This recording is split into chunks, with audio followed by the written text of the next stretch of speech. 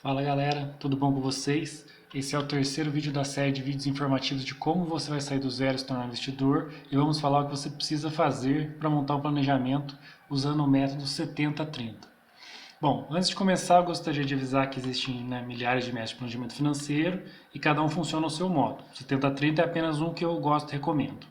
Ele basicamente se resume a indicar que você gaste 70% de todas as suas receitas e invista o restante, né? Ou seja, 30%.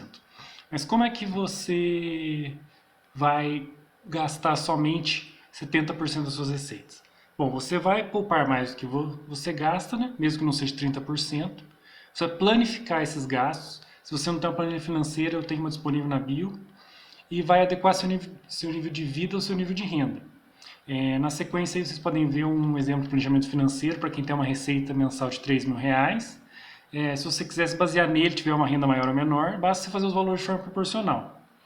O maior nível de gasto que a gente sempre tem nesse momento, né, e eu destinei no exemplo, é com moradia. No exemplo, 50% dos seus gastos ou 30% das receitas totais vão para moradia. Assim, por exemplo, se você tem R$ 3.000 de receita, tem que morar em uma casa que, se alugada, custe cerca de R$ 1.050 o aluguel. Você veja que a partir do momento que você parametriza, destina a porcentagem para os seus gastos, você automaticamente já adequa seu nível de vida ao seu nível de renda. E daí você começa a... Tá tudo certinho, você tem que se adequar àquilo lá. Na sequência, tem a projeção de gastos com transporte, também é um gasto sempre substancial. Daí você começa a ver que se você quiser ter um carro, por exemplo, os gastos são maiores.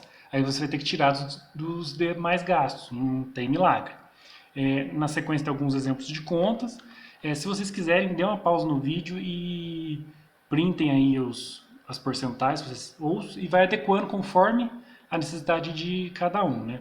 Em resumo, você tem que se encaixar seus gastos dentro de 70%. Se você não conseguir inicialmente, você vai trabalhando, seguindo essas dicas de planificar os gastos, destinar porcentagens e adequando, cortando custos até encaixar. E o que você vai fazer com os 30% restantes? Os 30% restantes você vai investir. E nessa porcentagem entra inclusive lazer.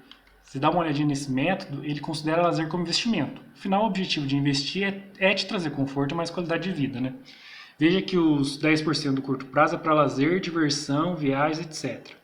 10% são para objetivos de médio prazo, né, como carro, casa própria, faculdade, criar filhos. A ideia nessa faixa do médio prazo é que você comece a planejar e investir para alcançar esses objetivos e não conquistá-lo através de endividamento, que é como a população em geral faz. E por fim, os 10% para o longo prazo, que é construir riqueza, buscar independência, né, ter um conforto maior com o tempo e principalmente na velhice durante a nossa aposentadoria. E onde você vai investir para conquistar esses objetivos? Bom, no curto prazo você vai buscar ativos financeiros com liquidez diária ou próximo disso. É importante fazer uma ressalva e você tem que ter muito cuidado para não confundir com reserva de emergência. Ela é antes disso. Lembre-se que esse é o valor para lazer, diversão e viagens. Primeiro você vai formar sua reserva de emergência, depois quando começar a fase de investimentos, você vai destinar uma parte para o curto prazo, outra para o médio, outra para o longo.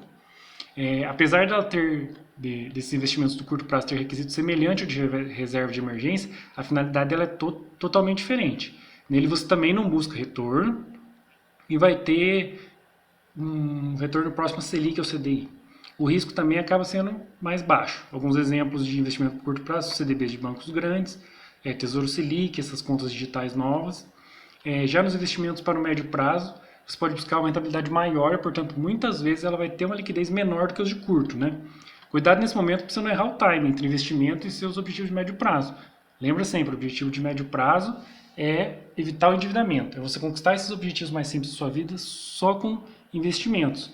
Não é para ter ganhos enormes. Então, você não pode errar esse time entre os investimentos e objetivos de médio prazo e acabar voltando naquele ciclo de se endividar para conquistar o objetivo de médio prazo, como comprar sua casa, comprar seu carro, trocar de carro. Nesse investimento você provavelmente já conseguirá um retorno acima da Selic ou CDI, né? E provavelmente já até começa a vencer a inflação. Porém, tudo que tem um retorno maior tem mais risco. Então, em geral, tem um risco maior embutido, principalmente quanto à rentabilidade, do que os investimentos citados no curto prazo, né? Alguns exemplos são CDBs de banco pequeno, debêntures e FIIs. E por fim, os objetivos de longo prazo, em que a liquidez é, né, ou pelo menos deveria ser baixíssima. Vocês vão ver futuramente que as pessoas usam esse investimento meio errado. Tem que ser aquele investimento que você nem lembra que tem, só lembra quando vai balancear sua carteira de investimento. Ele tem um retorno bem acima da inflação, né? Mas para isso ele apresenta um risco bem elevado de oscilação e desvalorização, principalmente no curto prazo. Os exemplos mais clássicos são as ações e títulos longos, né? Como por exemplo os IPCA+, com investimentos em 20 anos. Mais uma vez eu vou falar, tenha calma se você não conhece algum desses investimentos que eu falei nesse vídeo, que os 2 próximos vídeos serão exatamente para tratar sobre isso.